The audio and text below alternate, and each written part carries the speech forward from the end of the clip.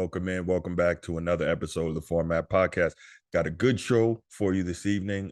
Well, guess it depends on when you're listening, whether or not that's this evening or this morning or this afternoon, what have you. But we got a great show. And before we get to that, you know what we got to do.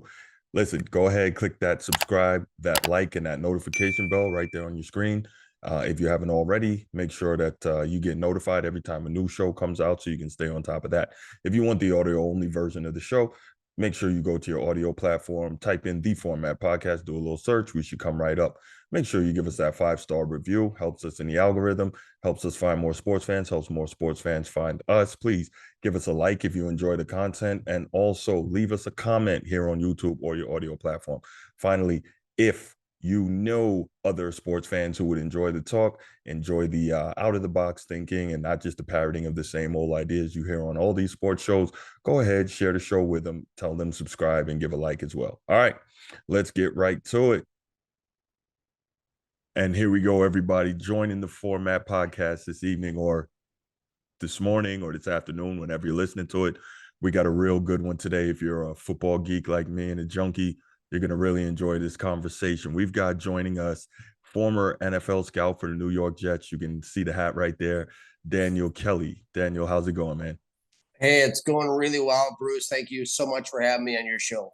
Yeah, absolutely, man. I appreciate it. Definitely, when I heard you on the Odd Couple with Chris Broussard and Rob Parker, you definitely had some very interesting things to say. Definitely caught my attention. So look forward to sharing some of that with our viewers and listeners here tonight. So why don't we get started a little bit with you kind of telling us how you got started in scouting and how you took that to the NFL level? Absolutely, Bruce, and to our listeners. I grew up in Minnesota, and at 8 years old, developed this just rabid passion for not the Minnesota Vikings, but the Washington Redskins. And it was love at first sight. My parents had a Redskins Vikings game going in the corner of the living room in '82 with the old RCA television with the rabbit ears on them and everything. Yeah.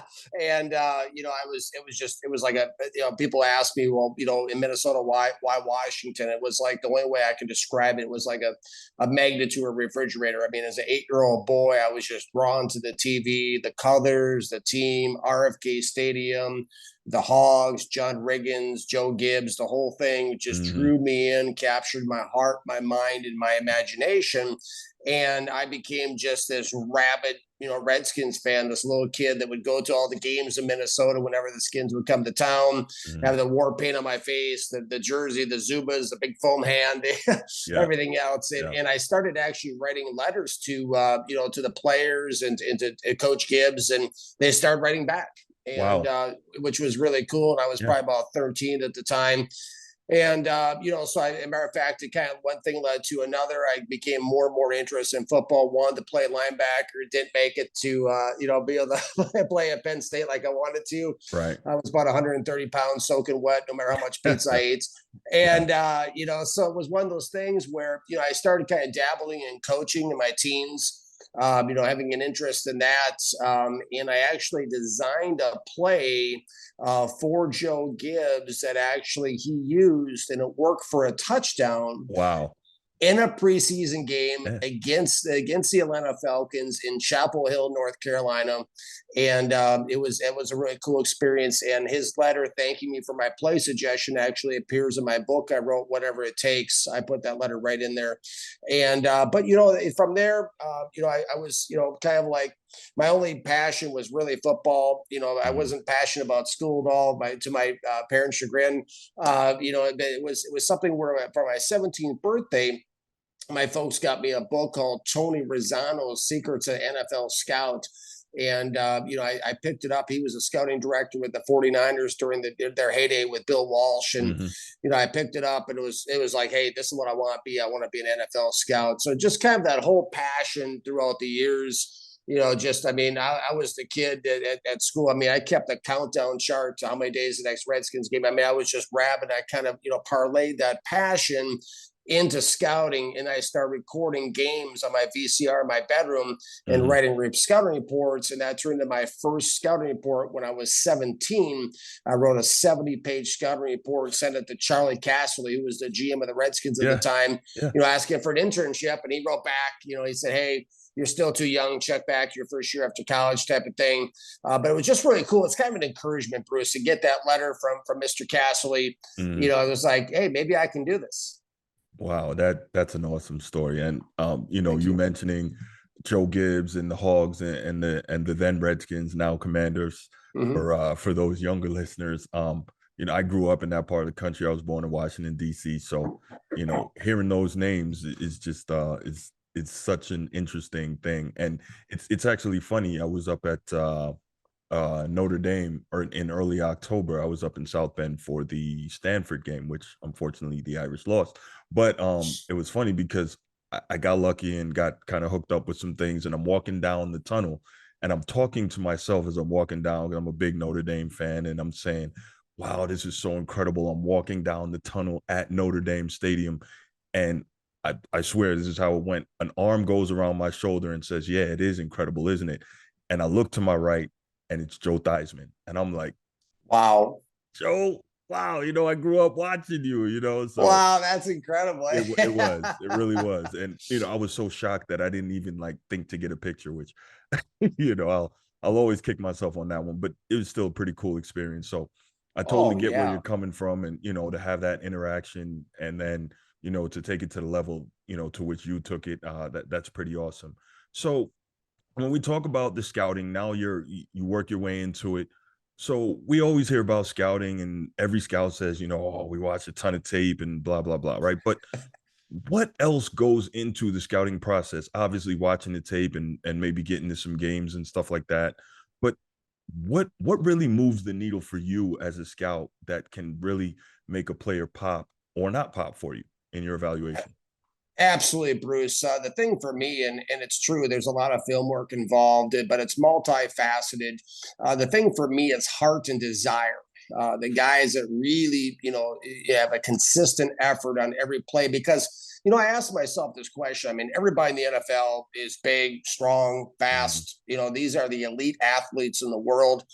Somebody once said to me, I labeled this guy, he was 6'6", 290, as a bust. And the guy turned to me and said, "There's only so many human beings in the world that are 6'6", 290, can dunk a basketball and do the splits." I'm like, good point.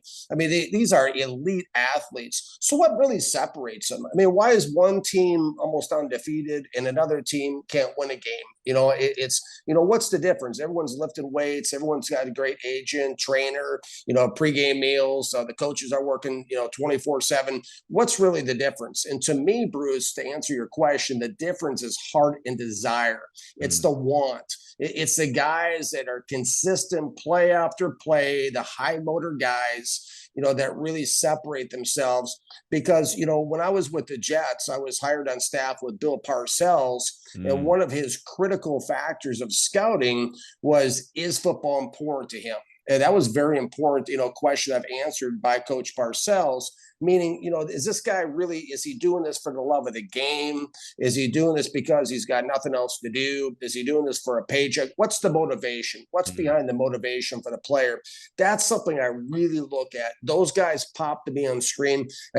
I'm probably one of, if not the hardest grader in America when it comes to being a draft analyst, because the guys who have the ability, but they flash it once in a while, I'm pretty tough on those guys because you just don't know. They're not dependable. You don't know when they're going to show up. Another thing too that we look at in scouting is a lot of times fans don't know is really the off-field stuff. Scouts are almost like private investigators. So Mhm. we're looking, we're scouring the internet, any kind of off-field issues, any kind of disciplinary action, or the player might be under in a team. And really social media, scooping social media has become a huge part of a lot of teams now. Teams will even employ a person, a young scouting assistant or something, to come in and just scoop through, players' social media and try to Mm. scrub through it, because everything's a clue. players are like, Hansel and Gretel. You remember that childhood story? Yeah.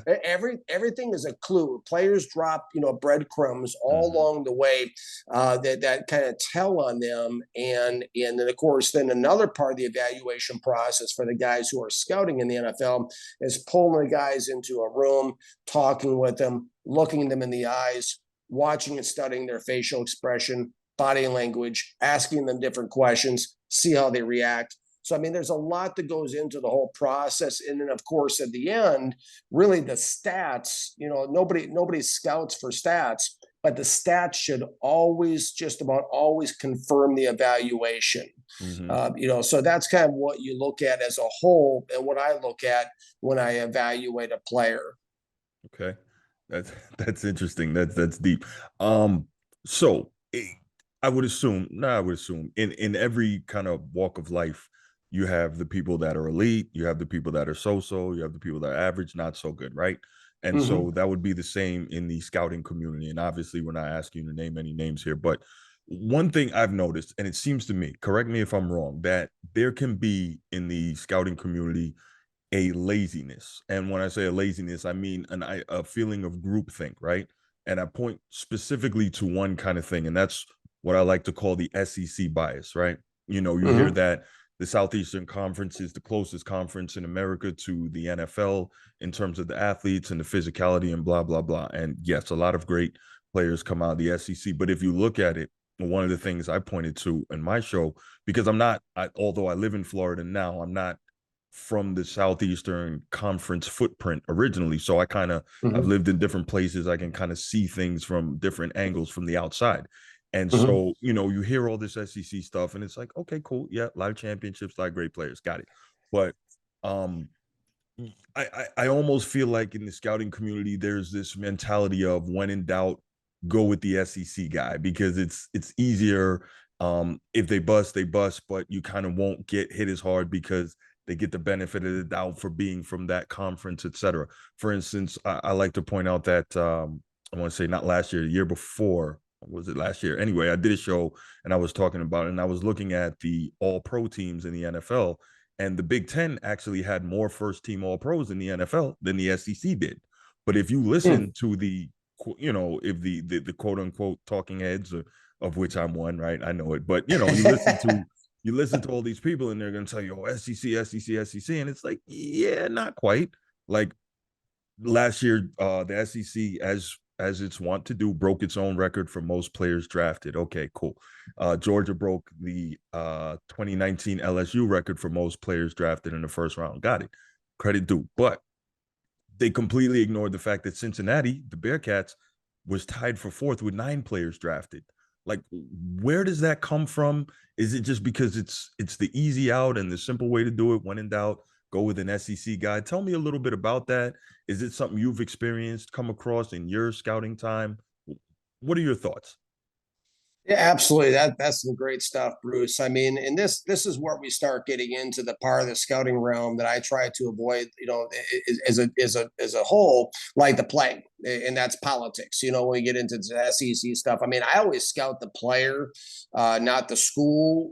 For me personally, I'm looking for dominant elite traits in players that are confirmed by the statistics. I don't care where they play, as long as it matches up. I mean, burst the quarterback is burst the quarterback, no matter if it's in the backyard or if it's in Alabama. So I mean, I'm looking for those type of traits. But yeah, there's a lot of this. A lot of this is, and I'll say this stuff. It's like I said on The Odd Couple. I mean, I'll come out and say it. I mean, a lot of this stuff is relationship based. With scouts have relationships with coaches and at these schools. There's a lot of it too that is based on, like you said, go with when in doubt, go with that player. So there's a lot of things that go into it, and there's another part of scouting that really bothers me, and that's when scouts from one team will call a scout with another team and they'll exchange information on guys Based Mm, on those type of relationships mhm, too.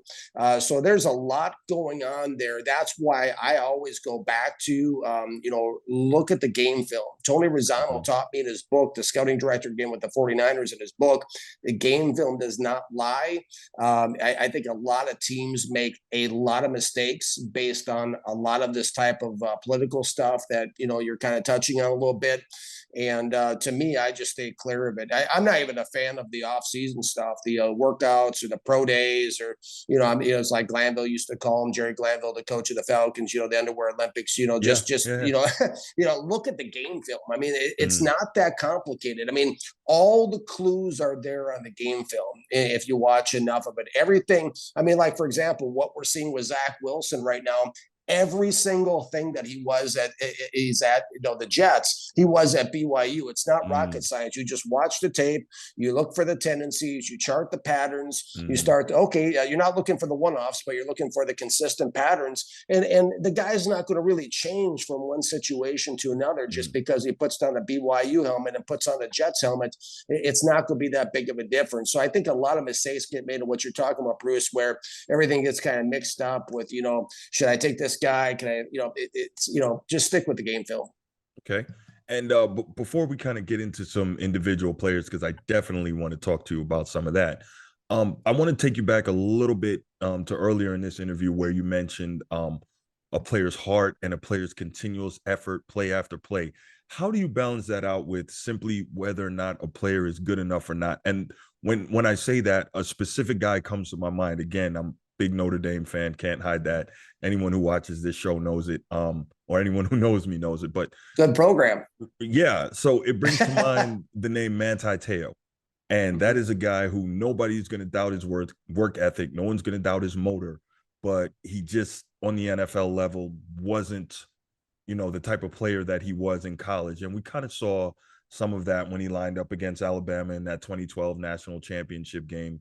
Some of that started to come out, even though that, he was the Buckus Award winner, and I think Nagurski, and not saying that awards are the end all be all, but I saw Mhm. every single one of his college games, and the guy went for it every single play, gave everything he had, but he just wasn't good enough on the NFL level. How do you balance that out? That continual motor, effort, drive, desire, want to, will to, but just can't quite get there. Right. Well, those guys are always important to have a guy or two like that, regardless. I mean, as long as he's the right size and the right attributes to have in your roster, because those guys Mm-hmm, are great for team morale. They help move mm-hmm, the meter. They're always hustling to the ball. They're always, great special teams players in a lot of cases. As far as balancing that out, I go back to what happened with Bill Belichick, who I worked with at the Jets too.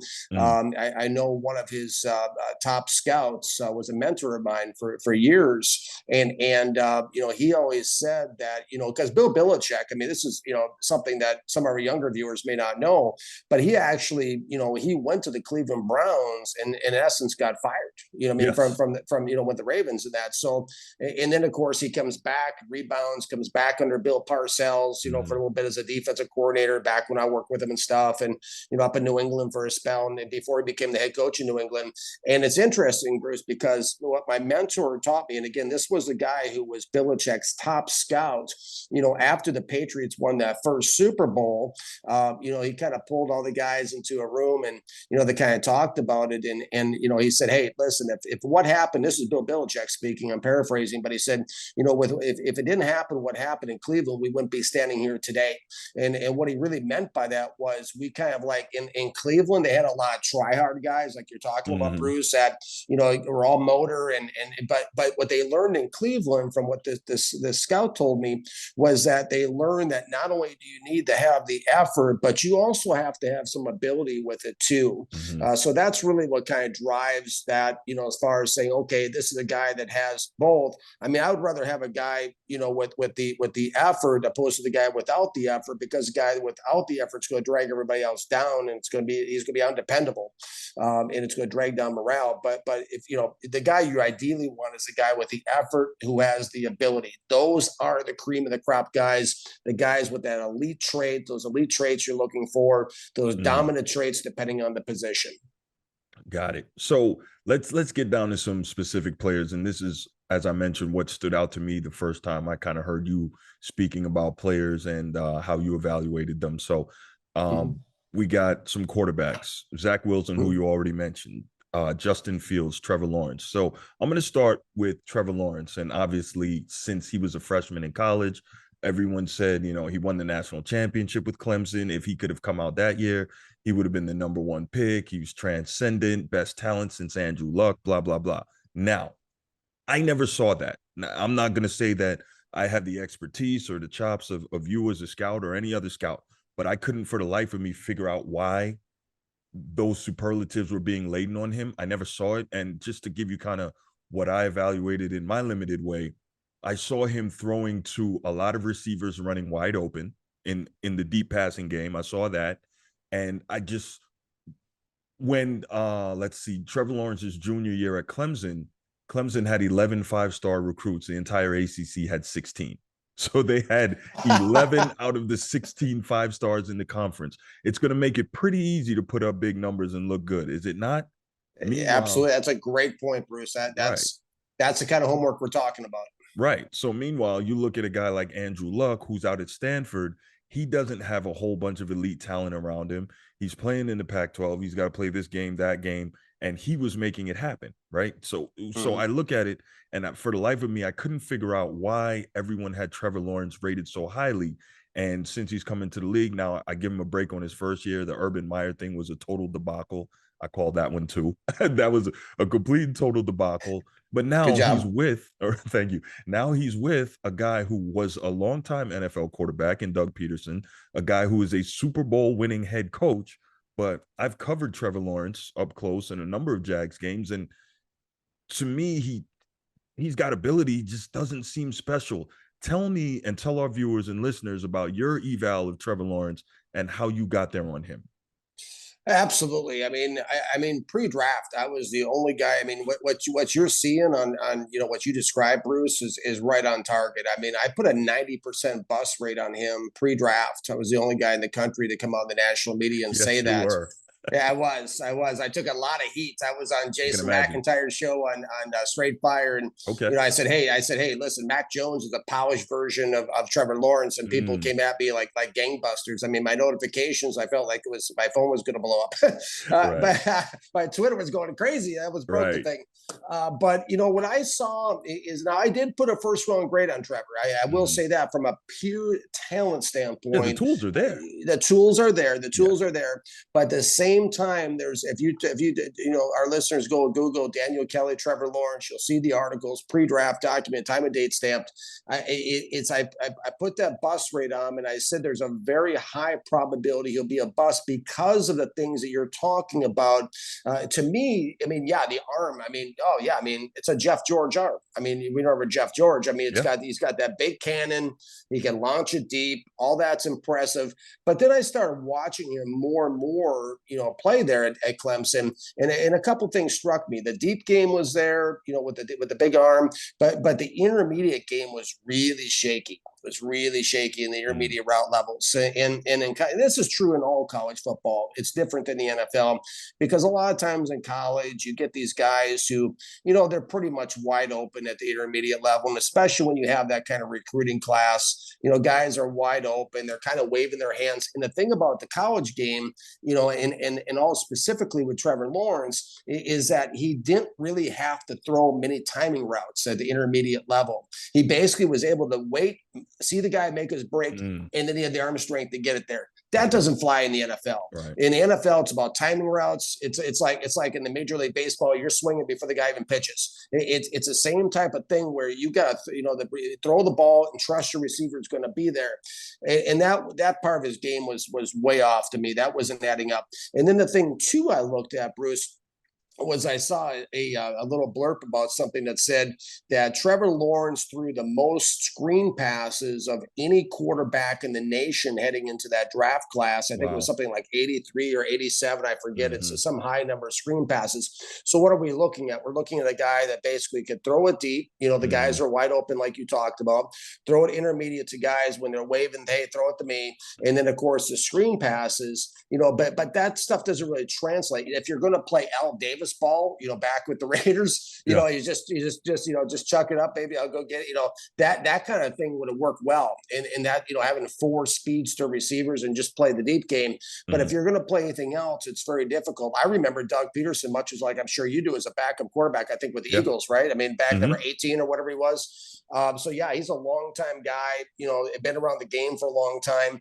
But to me, when I watch Trevor Lawrence at Jacksonville, and you tell me too, because you've seen more of him probably than I have, even at Jacksonville, to me, it's like the quarterback is like the drummer of a band is what I compare it to, and they bring a certain rhythm and a tempo to the Mm. game, right, to the Yeah. offense. And to me, whenever I turn on the game and watch Trevor Lawrence play in Jacksonville, he's always off a beat with the rest of the team. He's always I can seems see like that. he's Yeah. always feels like he's out of sync with everybody there. He'll have a couple moments where he'll Mhm. start to string some things together and be like, Yep. okay, yep, there he is, and then it'll be just like this it's like this, oh wow, what were you thinking moment, to put it Oh, yeah. kindly. Yeah. It's kind of like he throws it, it's kind of like, oh, where, what's that, and it just seems like somebody else is throwing the ball for a minute. So to me, that's the huge concern. I mean, this is a guy that's won 6 games total, I think, from what I looked at last in Jacksonville. He's kind of like one of these guys, and he's taking a real toll on his body with all the sacks. I think he's been sacked like 49 times or some ridiculous amount over 2 seasons. So the losing combined with the punishment his body is taking, combined with him being out of sync, I really do think that we're looking at Jeff George 2.0. I think he's a Mm. guy that's, he's gonna, the talent's gonna be there. People are gonna give him a chance, 2, 3, 4 teams, but I just don't see it working out for him at all in Jacksonville. Nice. So let's talk about the guy that I had as my QB1 in coming out last year, and that was Justin Fields. And the reason I thought that, I thought he had the best combination of pure athleticism, physical tools, but not just that. Ryan Day, we know, is an NFL coach. So he was Mhm. getting legitimate NFL coaching in college. And I saw, Mhm. as in contrast to Trevor Lawrence, I saw when Justin Fields was in college, he made a lot of tight window throws, even though he Mhm. did have an elite receiving core as well. Tell me kind of what was your grade on him and where you were on him coming out. Are you disappointed in where he got drafted? Do you think he should have gone higher? Do you think he was drafted appropriately? Talk a little bit about Justin Fields.